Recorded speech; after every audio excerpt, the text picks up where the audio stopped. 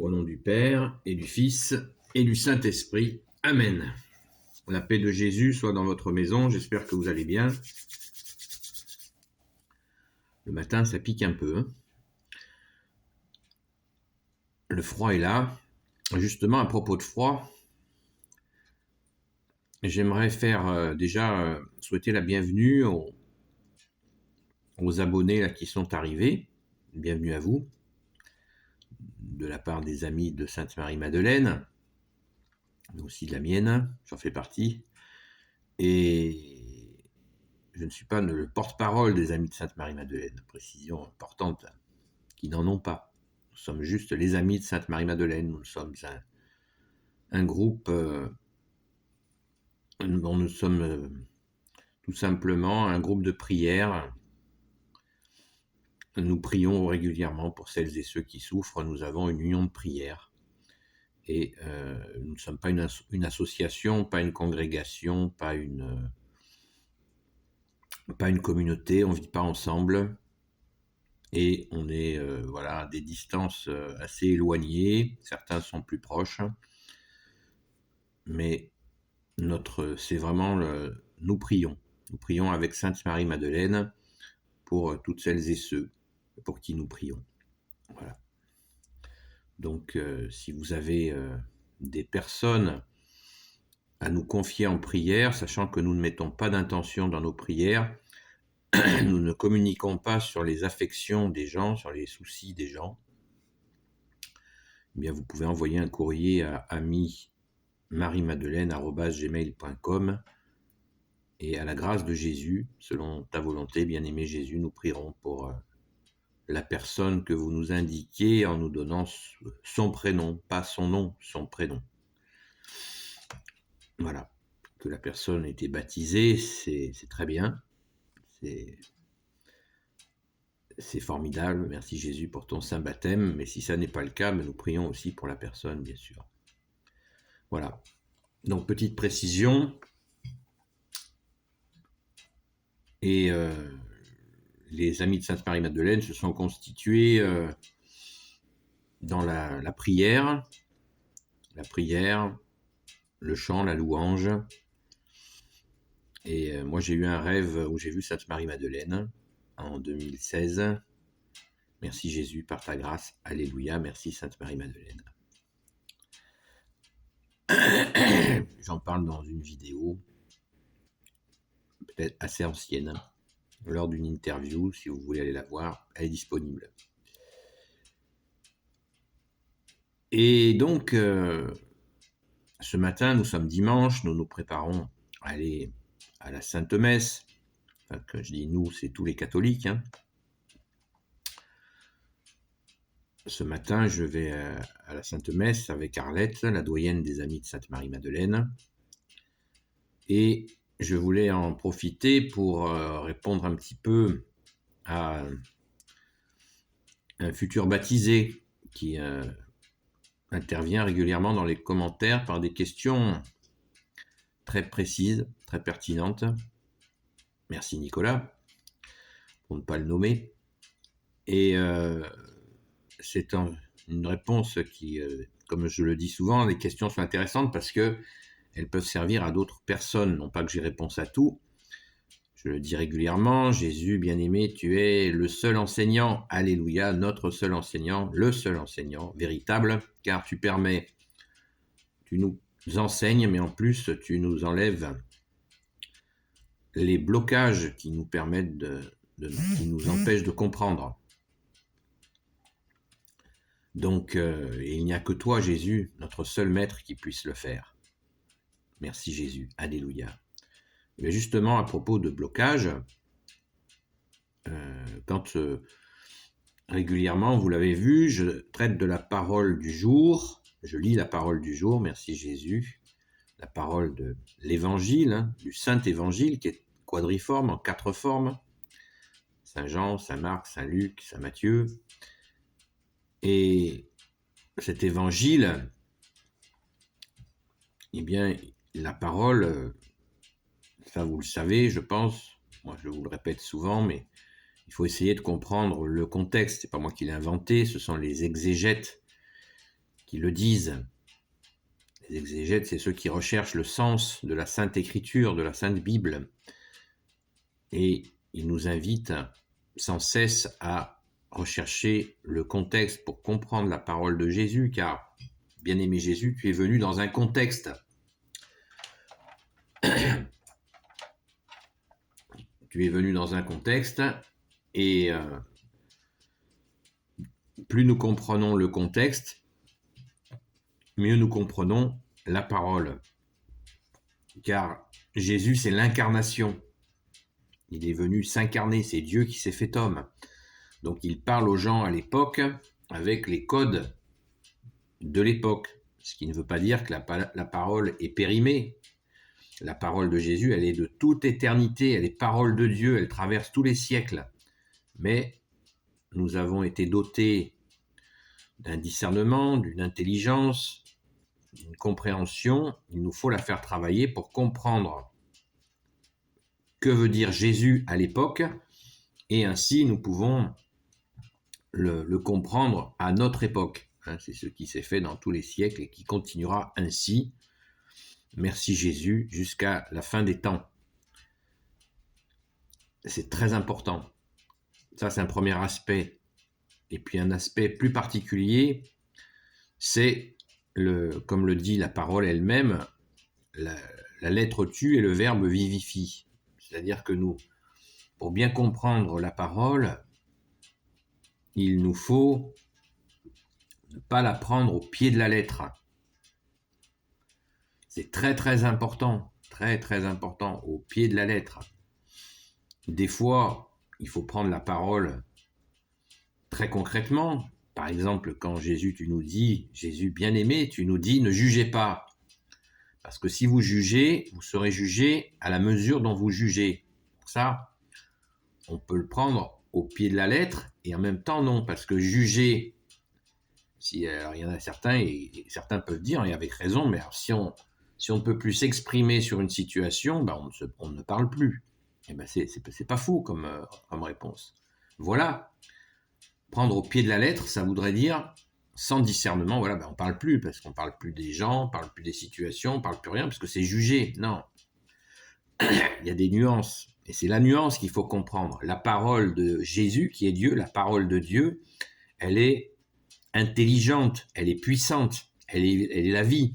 Donc elle n'est pas un carcan complètement incompréhensible qui nous empêcherait de vivre. Au contraire, elle nous donne la vie. Alors sur le même exemple, on reste sur l'exemple du jugement.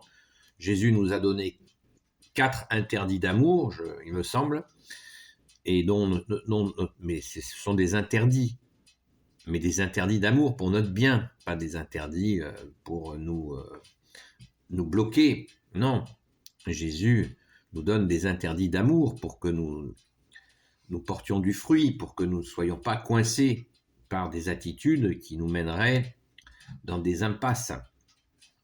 Alors, restons sur cet exemple, comme je viens de vous le dire. Tu jugeras, ne jugez pas.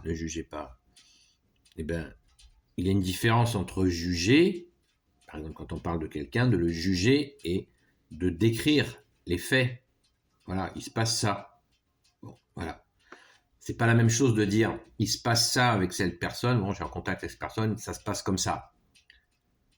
Et de dire, voilà, vraiment, il fait n'importe quoi, il exagère, c'est vraiment bip, voilà. Vous voyez, c'est ça la différence. Il faut chercher l'intelligence.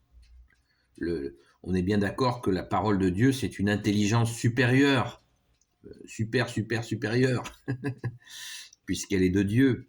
Donc elle n'est forcément pas pour nous empêcher de vivre.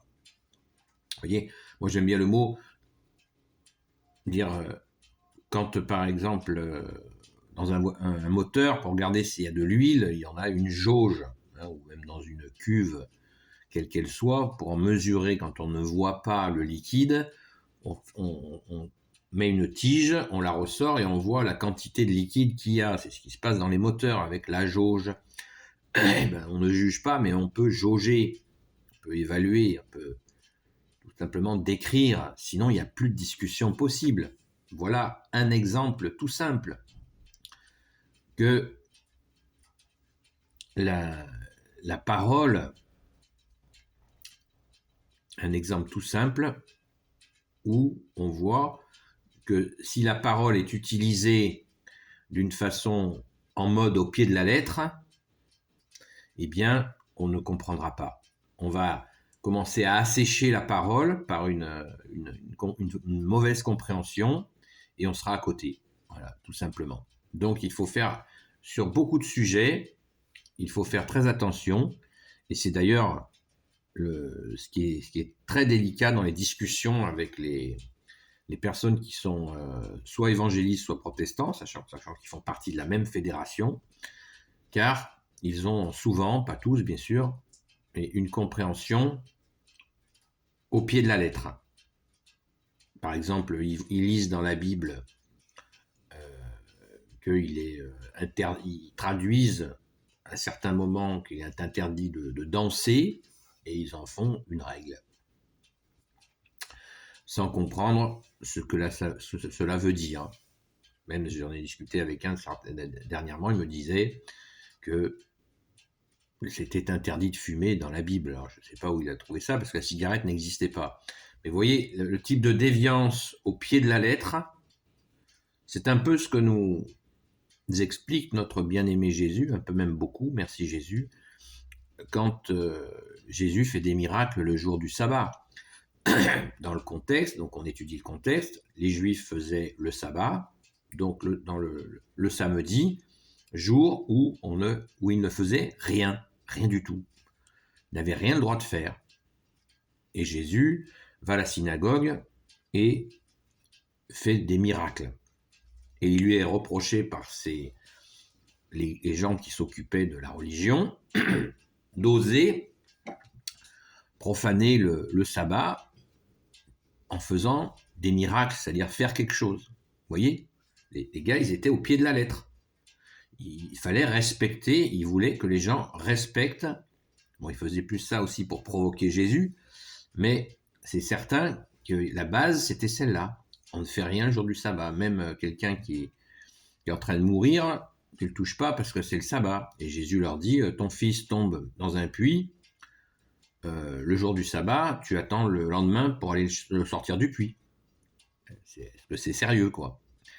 Et Jésus ne les a pas écoutés. Il a continué à faire des miracles le jour du sabbat, car Jésus est le Seigneur du sabbat, le maître du sabbat. Il est Dieu. Donc, il a ramené cette compréhension d'amour intelligente de la parole, qui était utilisée de façon déviante. Et c'est là où est le danger qu'il faut absolument éviter. C'est ça, il faut éviter ce danger, qui est vraiment de prendre la parole au pied de la lettre. On la lit, et ce n'est pas une parole qui va nous coincer, ou nous mettre nous raidir, vous voyez, nous raidir. Au contraire, c'est une parole qui nous donne la vie. Jésus, tu nous donnes la vie, alléluia, et ta parole est la vie, et en aucun cas un carcan. Sinon, on se sèche, et pire encore, on peut sécher la parole. Et là, on tombe dans le blasphème. Blasphème, la définition du blasphème est toute simple, c'est de diffuser une image de Dieu qui est fausse, comme le grand saint Paul, par exemple. Il l'explique très bien dans ses épîtres, qu'il blasphémait, parce qu'il diffusait une compréhension de Dieu qui n'était pas qui n'était pas la vérité. Voilà, il disait des choses qui ne correspondent rien, en aucune façon, à ce qu'est Dieu, à la nature divine de Dieu. Il racontait des fables. Il l'a reconnu lui-même. Et quand il a rencontré Jésus, quand il a été touché par Jésus, et il s'est mis à évangéliser, eh bien, il disait la vérité, il était sorti du blasphème. Il a reçu le pardon de Jésus, et il a pu transmettre la vérité, donc plus de blasphème. Donc de nos jours, c'est encore assez régulier. Il y a des groupes études de la Bible, etc., on vous propose d'étudier la Bible, mais avec une approche réglementariste, comme si on lisait le code civil ou le code pénal. C'est pas ça la Bible. C'est pas un code civil, c'est pas un code pénal.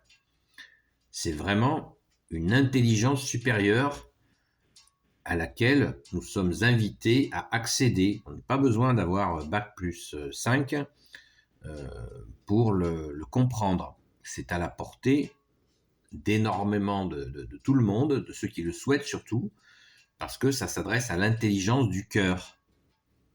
Donc si Jésus, son Père et l'Esprit Saint avaient voulu s'adresser qu'à des intellos, eh bien ils l'auraient fait, mais ils ne l'ont pas fait. Il ne l'a pas fait. Dieu trinitaire ne l'a pas fait, pardon.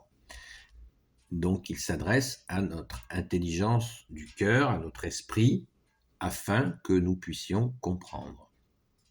Apprendre, comprendre, et surtout mettre en pratique, parce que étudier la parole pour étudier la parole, Jésus le dit lui-même, ça n'a pas de sens. On étudie la parole pour la mettre en pratique, bien sûr, puisque c'est le sens que nous a donné Jésus. Il faut faire, il ne suffit pas, Jésus nous dit, il ne suffit pas de dire Seigneur, Seigneur, Seigneur, Seigneur, Seigneur, Seigneur, Seigneur, pour entrer au royaume des cieux. Il faut faire la volonté de son Père, notre Père. Amen. Voilà, on peut en parler pendant des heures, mais l'heure de la messe avance, et je voulais vous faire ce petit coucou du matin pour répondre à Nicolas, et je voulais aussi vous dire que je me sers de deux traductions de la Bible, qui sont la Bible des peuples, que je vous invite à vous procurer, et la Bible Hostie, car elles sont, ce sont des traductions très pertinentes. Voilà, donc c'est la Sainte Messe dans quelques instants qui va commencer. Donc je vous souhaite une Sainte Messe et je vous dis à très vite, au nom du Père, du Fils et du Saint-Esprit. Amen. Ô Jésus, toi qui peux tout et qui portes tout, toi le Sauveur, toi l'Emmanuel, je te confie toutes celles et ceux qui regarderont cette vidéo ainsi que leurs proches selon ta sainte volonté. Sainte Marie, Reine des cieux, toi l'Immaculée Conception, toi qui écrases le serpent, toi qui as la lune sous tes pas, toi notre Mère, Notre-Dame, Saint Joseph, toi le juste et le saint, toi le sage, toi la terreur des démons, toi le saint gardien de la Sainte Église catholique apostolique, Sainte Marie-Madeleine, notre chère Sainte Patronne, notre chère Grande Sœur, et vous tous les saints et saintes amis de Jésus, Saint Michel Archange qui est comme Dieu, Saint Gabriel Archange, Saint Raphaël Archange et tes anges guérisseurs, et vous tous les anges qui servez Jésus, je vous confie toutes celles et ceux qui regarderont cette vidéo, ainsi que leurs proches selon ta sainte volonté, ô Jésus. La paix de Jésus soit dans votre maison et je vous dis à très vite. Sainte Messe à vous.